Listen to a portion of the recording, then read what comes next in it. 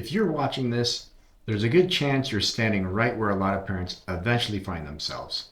Your kid is about to start driving, or maybe they already are, and suddenly insurance has become one of the most stressful parts of your household budget.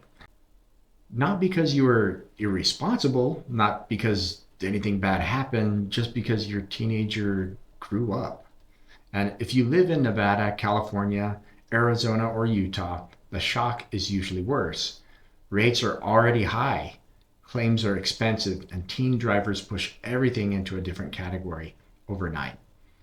I want to talk to you about how to insure teen drivers without going broke, not in a technical way or a policy manual way, but the way you'd explain it to a friend or family member you actually care about. Because that's how this usually comes up in real life. It starts with the number. A family member of mine added their teen to the policy and called me the same day. They weren't angry or panicked, they were just a bit stunned, and they kept saying, "There's no way this can be right." Nothing else changed. Same cars, the same house, same routines, but the premium jumped by thousands of dollars. That moment creates a very specific kind of frustration because you're doing the right thing, right? You're teaching responsibility, you're trying to protect your family, and it feels like the system is punishing you for it. Here's the first thing I had to explain, and this part isn't emotional, it's mechanical. Insurance doesn't price based on how responsible your kid is. It prices based on how inexperienced they are. Teen drivers are statistically the highest risk drivers on the road, not because they're bad people or because they're reckless on purpose, but because experience matters more than intention. That's hard to accept when you know your kid, when you watch them grow up, when you trust them. But once you accept that, you stop fighting the wrong battle. The real leverage starts with the car. This same family member assumed it didn't really matter which car the teen was assigned to. They figured they'll drive everything sometimes anyway. But insurance doesn't see it that way. Insurance insures driver vehicle combinations. Their teen was listed on the nicest car in the driveway, newer, faster, more features, which felt logical as a parent. That one detail added thousands per year. The fix wasn't complicated, it just wasn't intuitive. They reassigned the teen to the lowest value, lowest horsepower vehicle in the household, even though the teen occasionally did drive something else. Nothing dishonest, it's just structured correctly. And in many cases, that does help, sometimes dramatically. But here's an important nuance that matters more than people realize. Not every insurance company honors driver vehicle assignments the same way.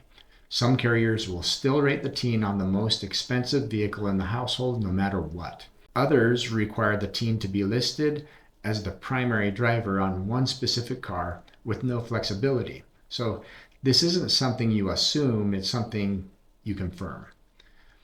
Before you expect the price drop, make sure the carrier actually prices the policy the way you think it does. Otherwise, you feel like you've fixed the problem and nothing changes. That's not you missing something, that's just how certain insurers are built. This distinction matters a lot when you're insuring teen drivers in Nevada, California, Arizona, or Utah, where repair costs and vehicle values are priced aggressively. Another conversation I've had more than once with friends goes like this.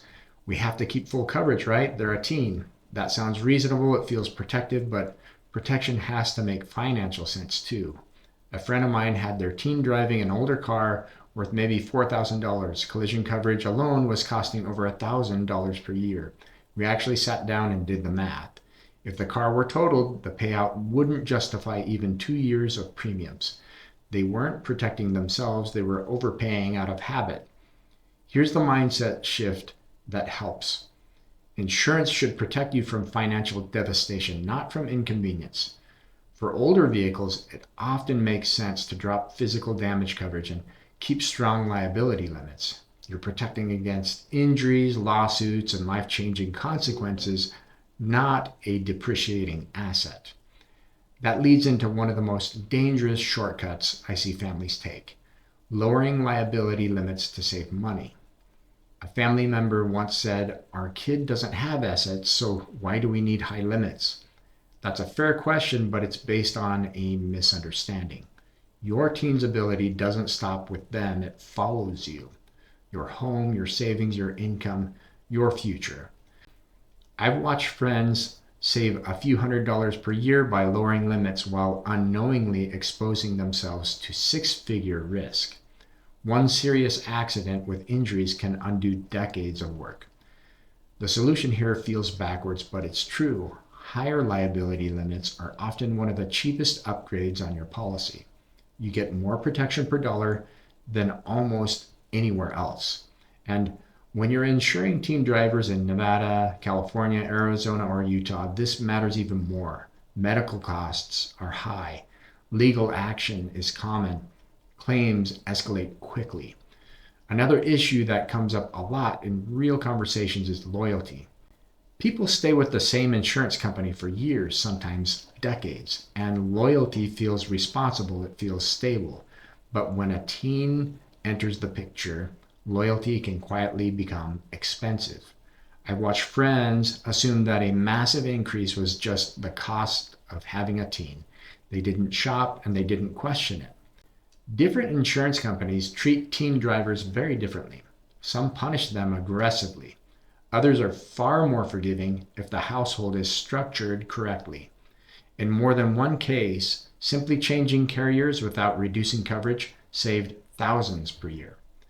When a teen driver enters the household, that's one of the most important moments to reshop your insurance. Now let's talk about grades. Most parents know there's a good student discount. What they didn't realize is how easy it is to lose. If transcripts are not submitted, if documentation isn't updated, if renewal timing is missed, the discount can fall off quickly. I've watched friends overpay for months before realizing the discount disappeared. If your teen qualifies, make sure it's documented, submitted, and reviewed every renewal. And there's another layer that often gets overlooked, especially here in Nevada, California, Arizona, and Utah. Some insurers offer additional discounts for approved driver education programs beyond basic licensing. This is another place where asking one extra question can save you thousands per year. Another assumption I hear a lot is this: my kid barely drives, so it shouldn't cost that much. Unfortunately, insurance doesn't price teen risk that way. Short trips still involve inexperience. 10 miles carries nearly the same risk as 30. Where driving behavior can help is with monitored driving programs and telematics. I know some people hate these. They feel intrusive. But used intentionally and temporarily, they can reduce premiums during the riskiest window. I've seen families use them for a year, establish a clean record, and reassess later. It's not permanent, it's a tool. Here's a mistake that causes real problems: waiting too long to officially add the teen to the policy. The teen is licensed, they drive occasionally, but they're not listed yet. When the carrier finds out, and they usually do, they can back bill premiums or deny coverage. The fix is boring but critical. Add the teen immediately. Structure it correctly. Don't gamble. Trying to outsmart the system here almost always backfires. One last thing most families don't think about until it's too late: umbrella insurance. A lot of people think umbrellas are only for wealthy households, and they're not. They're for households with exposure. A teen driver dramatically increases liability exposure. One serious accident can exhaust auto limits fast. An umbrella sits on top of your auto and home insurance and protects your future income and assets. I've seen umbrellas cost less per year than a single tank of gas. That's one of the highest leverage protections you can add when insuring teen drivers. Now, zoom out with me. The mistake is not having a teen driver, that's life. The mistake is reacting emotionally instead of strategically. You don't need to gut your coverage. You don't need to accept outrageous premiums as inevitable, and you don't need to guess. What you need is the right car assignment confirmed with the carrier, the right liability structure, the right company, the right discounts, and the right long-term protection. Especially if you're insuring teen drivers in Nevada, California, Arizona, or Utah, where costs and legal exposure are very real. If this feels overwhelming, that's normal. This is one of the most confusing transitions in personal insurance. But it's also one of the easiest places to regain control once you know what actually matters. If this helped you, please take a second and like the video. Subscribe if you want clear, practical explanations. And if you're navigating teen driver insurance right now, you're not alone. You're just at a point where structure matters more than ever. Thanks for taking a few minutes with me.